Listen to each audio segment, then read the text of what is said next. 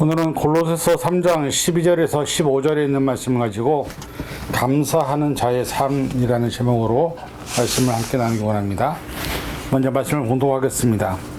그러므로 너희는 하나님이 택하사 거룩하고 사랑받는 자처럼 긍휼과 자비와 겸손과 온유와 오래 참음을 옷 입고 누가 누구에게 불만이 있거든 서로 용납하여 피차 용서하되 주께서 너희를 용서하신 것 같이 너희도 그리하고 이 모든 것 위에 사랑을 더하라.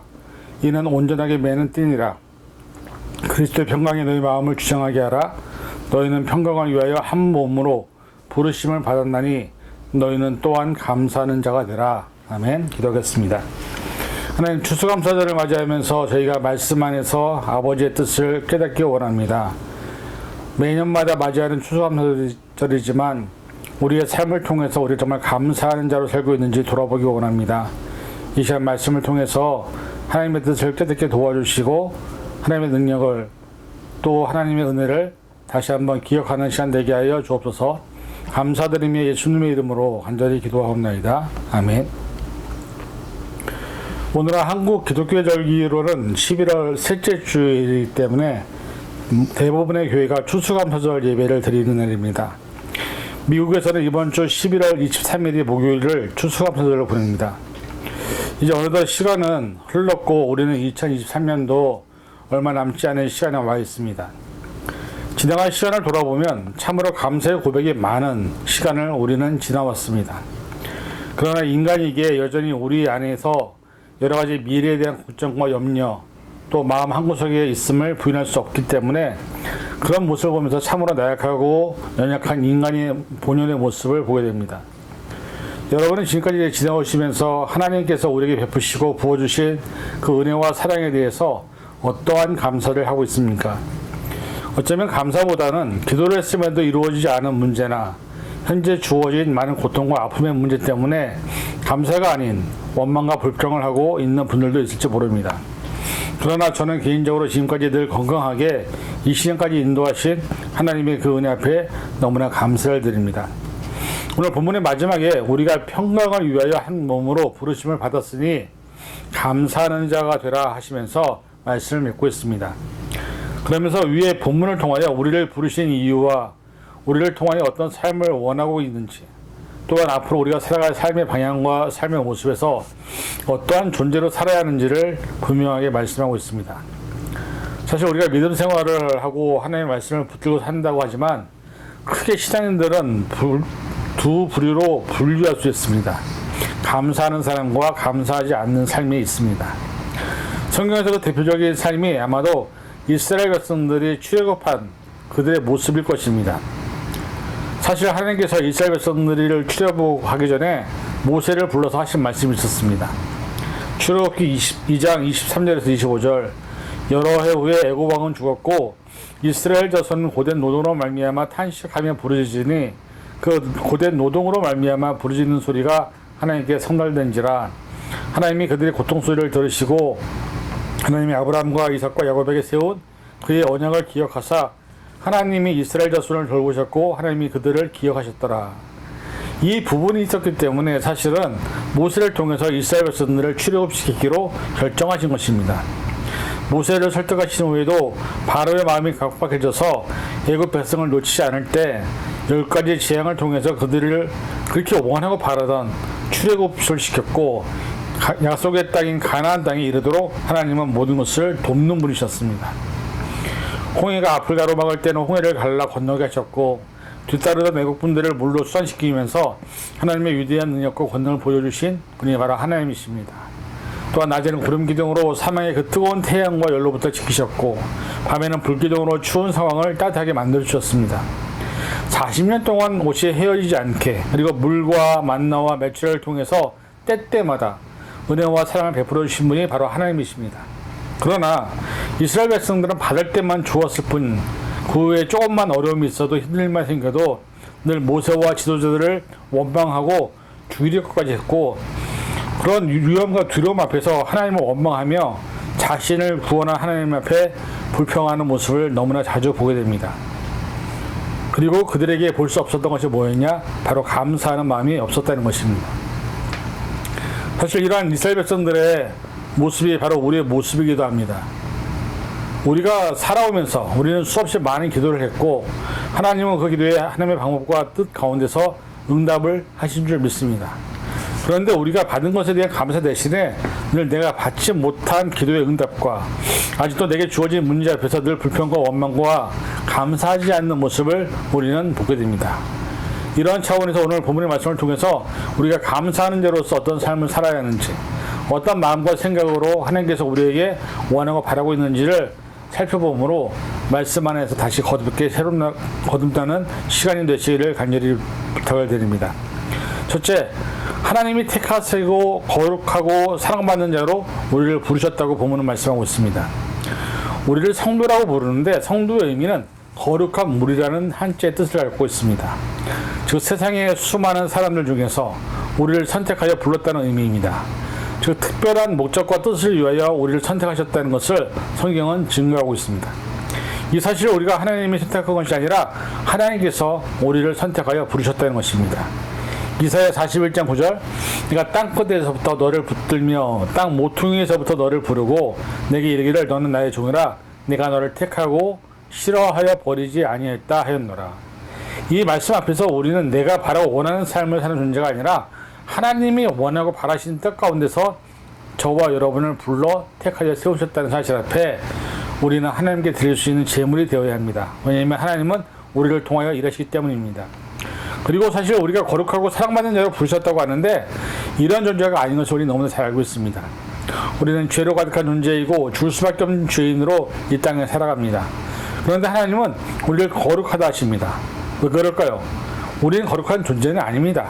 그런데 바울을 통하여서 하나님 우리에게 예수님의 보혈의 피를 통하여 약속을 주셨기 때문에 우리를 거룩하다 인정을 하시는 것입니다. 사도행전 13장 33절에서 35절, 곧 하나님이 예수를 일으키사 우리 자녀들에게 이 약속을 이루게 하셨다 함이라. 시편 둘째 편에 기록한 바와 같이 너는 내 아들이라 오늘날 내가 너를 낳았도다 하셨고, 또 하나님께서 죽은 자 가운데서 그를 일으키사 다시 썩음을 당하지 않게 하실 것을 가르쳐 이르시되 네가 다윗의 거룩하고 미쁜 은사를 너에게 주리라 하였으며, 또 다른 시편에 이르렀을 때 주의 거룩한 자로 썩음을 당하지 않게 하시리라 하셨느니라 말씀하고 있습니다. 하나님께서는 우리를 내 아들이라 일컬으시고 다시 썩음을 당하지 않게 하시기 위해서 우리에게 예수님의 이름을 십자가에 주셨다고 기록하고 있습니다. 우리를 택하여 세우신 것도 감사한데 우리의 죄 때문에 썩을 수밖에 없는 우리를 썩지 않게 하시기 위하여 독생자 예수 그리스도를 우리에게 주신 것에 대해서 어떻게 감사하지 않을 수 있겠습니까? 게다가 우리를 사랑받는 자녀로 부르셨다고 말씀하고 있습니다. 저와 여러분이 양심적으로 우리가 하나님의 사랑을 받을 만한 일과 믿음으로 살았는지 자신에게 말할 수 있는 사람이 몇 명이 있겠습니까? 그런데 예수님의 이름을 믿고 영접한 자녀들에게는 사랑받는 자녀로 인정을 해주신다고 말씀합니다. 이 얼마나 놀랍고 큰 은혜인지 모릅니다. 그런데 우리가 어떻게 하나님 앞에서 감사하지 않을 수 있겠습니까? 오늘 하나님은 우리를 수많은 죽음 영혼들 가운데서 선택하여 세우시고 우리를 거룩하다 하시고 사랑받는 자녀로 인정해 주시는 그 은혜와 사랑 앞에서 우리 모두는 감사하는 자가 되시기를 간절히 축원을 드립니다. 둘째는 긍휼과 자비와 겸손과 온유와 오래 참음의 옷을 입으라고 말씀하고 있습니다. 우리가 하나님의 선택을 받고 거룩한 존재로 인정을 받고 사랑을 받는 자로 세상에서 살아간다는 의미는 우리의 삶을 통해서 긍휼과 자비와 겸손과 온유와 오래 참음의 성령의 열매를 맺어야 한다는 것을 말씀하고 있습니다. 방금 전에 말한 이 성령의 열매들은 일반적인 세속적인 삶을 추구하고 세상에서 다른 사람을 진리로 이겨야만 하는 세속적인 삶의 방식에서는 절대 나올 수 없는 모습입니다. 우리가 선택받은 자로서 거룩한 자로서 사랑을 받는 자로서 예수님이 보여주신 삶을 따라 살아가야 될 예수님의 제자들입니다. 그런데 위에서 말씀을 제시하신 이 긍휼은 바로 예수님이 늘 낮고 천한 자들에게 보여주셨던 삶의 모습이었습니다. 예수님의 관심의 대상은 늘 언제나 사회적 약자를 향해서 눈을 돌리셨고 그들의 말과 그들의 시름소리를 들으시며 그들에게 긍휼과 자비의 모습으로 다가가셨습니다. 예수님을 따른다고 고백하는 우리들 역시 예수님처럼 긍휼과 자비의 모습으로 우리 주변에 있는 약하고 소외된 자들을 향하여 눈을 돌리고 그들을 향해 그들의 아픔을 함께할 때 우리가 부름받은 존재로서 역할을 잘 감당하게 되는 것입니다. 또한 예수님은 많은 사람들로부터 추앙받고 우러러보는 높은 곳에 계셨지만 늘 겸손과 온유로 자신의 삶을 낮추시는 모습을 우리에게가 알고 있습니다. 마태복음 11장 29절 나는 마음이 온유하고 겸손하니 나의 멍에를 메고 내게 배우라 그리하면 너희 마음이 쉼을 얻으리니. 사실 많은 사람들이 성공을 하고도 많은 사람들이 인정을 받지 못하는 대부분의 이유는 그 사람의 삶에 더 이상 온유와 겸손이 존재하지 않아서입니다. 사람은 자랑하기를 좋아하고 자신을 나타내기를 좋아합니다. 자신을 인정해주지 않는 사람들에 대해서 참지 못합니다. 그런데 예수님처럼 온유와 겸손으로 같은 사람은 언제나 자신을 낮게 여기고 자신을 낮추고 한결같이 모든 사람과 더불어 화평한 모습을 갖게 됩니다. 우리가 어떤 위치에 있든 어떤 모습으로 존재하든 간에 예수님을 따른다고 고백한다면 우리는 온유와 겸손으로 내 자신을 온전히 하나님 앞에 드리는 거룩한 제물이 될 때 하나님께서 우리를 통하여 더 크고 놀라운 일을 이루실 것입니다. 그리고 오래 참는 인내가 있어야 합니다. 요즘 시대에 일어나는 많은 사건과 사고들의 대부분은 사람들이 화를 참지 못해서 우발적으로 또 자신도 모르게 큰 사건과 사고를 일으킨 경우가 얼마나 많은지 모릅니다. 그런데 성경은 우리가 오래 참을 때 모든 것이 은혜롭게 지나가게 된다고 말씀하고 있습니다.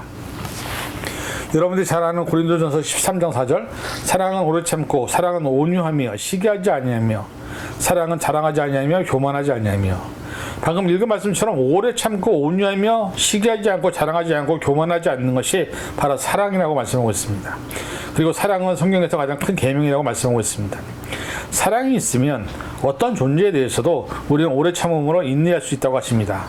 아마 그 대표적인 예가 우리의 부모님일 것입니다. 저도 자녀를 키우면서 예전에 우리 부모님이 우리에 대해서 얼마나 오래 참으셨는지를 공감하고 느끼게 됩니다. 자녀이기 때문에, 내가 사랑하는 자녀이기 때문에 때로 억지를 부리고 말도 안 되는 상황과 환경을 만들어도 부모는 참고 견디게 됩니다. 왜냐하면 자녀와 관계가 깨지기를 원치 않기 때문이죠. 근데 그것을 참지 못할 때 자녀와 부모의 관계가 깨지고 가정에 불화가 생기는 것을 많이 보게 됩니다. 그래서 부모는 자녀들에게 대해서 오래 참을 때 비로소 가정의 안전한 모습이 유지가 됩니다. 지금도 사실 하나님께서는 우리 인간들에 대한 심판과 형벌에 대해서 오래 참고 계시기 때문에 노아와 홍수와 같은 심판이 임하지 않는 것이지, 만약 하나님이 참지 않으셨다면 우리는 지금이라도 하나님의 심판 앞에 설 수밖에 없을 것입니다. 하나님은 예수님의 재림 때까지 오래 참으심으로 한 영혼이라도 예수님의 이름으로 구원받기를 바라시기 때문에 기다리고 오래 참고 인내하신다는 사실을 우리는 깨달아야 합니다. 부디 저와 여러분이 이런 성령의 열매를 통해서 하나님께 영광을 돌리는 삶을 살아나가는 귀한 자녀들 될 수 있기를 간절히 축원을 드립니다. 셋째는 그리스도의 평강이 너의 마음을 주장하게 하라고 하십니다. 우리 안에 어떤 마음이 있냐에 따라서 우리가 하나님과 동행하느냐 아니면 세상적인 안목과 정욕으로 사는지가 드러나게 되어 있습니다. 요즘 들어 사회적 이슈로 떠오르는 것이 바로 정신건강에 대한 부분입니다. 경제가 어려워지고 삶이 힘들어지면서 또한 여러 가지 삶의 방향과 상황들이 어려워지면서 많은 사람들과 가정들의 정신적인 어려움을 호소하는 사람들이 많아졌습니다. 그래서 사실 미국에서도 젊은 그룹과 노인들은 자살률이 너무나 높게 나타나고 있는데 그중 가장 큰 원인은 외로움과 내 주변에 아무도 없다는 사실입니다. 누구에게 말하고 싶어도 말할 사람이 없고 친구가 없고 나와 생각이 다른 세대와 문화와 언어의 다른 상황 속에 고립되어서 쓸쓸하게 자신을 극단적인 선택을 하는 경우가 얼마나 많은지 모릅니다. 요한복음 14장 27절 평안을 너에게 끼치더니 곧 나의 평안을 너에게 주노라. 내가 너에게 주는 것은 세상이 주는 것과 같이 아니하니라. 너희는 마음에 근심하지도 말고 두려워하지도 말라.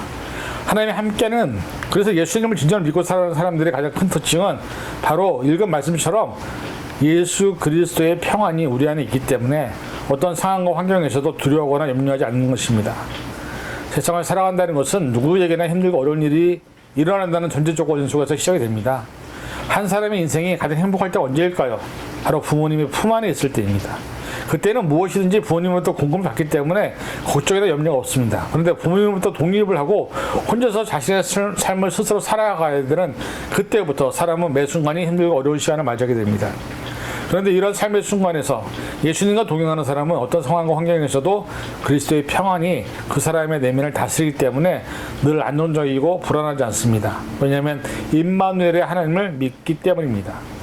그런데 세상적으로 살아가는 사람들은 세상적인 욕구나 욕망을 살아가기 때문에 높이 올라가면 높이 올라갈수록 더 힘들고 어렵고 그 삶 자체가 불안하고 언제 다시 될지 모르는 그런 불안감에 살아갈 수밖에 없습니다. 그래서 인기를 누리고 있던 연예인들이 인기가 사라지거나 나락으로 떨어질 때 평안이 없어서 결국 자살을 하는 경우가 많습니다. 그리스도인들에게 있어서 가장 큰 축복은 그리스도가 주시는 평안입니다. 이런 평안이 저와 여러분의 삶에 함께 영원히 있기를 간절히 축원을 드립니다. 감사하는 자가 되어야 된다는 이 말씀은 우리가 이런 축복들을 받았기 때문에 감사하지 않을 수가 없는 것입니다. 우리에게 그리스도의 평안이 주어졌고요. 우리에게 성령의 열매가 주어졌고요. 또한 우리가 세상을 살면서 얼마든지 하나님 안에서 자유함을 누릴 수 있는 은혜가 주어졌기 때문에 우리는 늘 감사하는 자가 되어야 합니다. 추수감사절을 맞이하면서 저와 여러분들이 입술로만 감사하는 것이 아니라 우리의 마음과 정성과 뜻을 다해서 감사함으로 하나님께 늘 감사하는 삶의 모습이 될 수 있기를 주님의 이름으로 간절히 축원을 드립니다. 기도하겠습니다.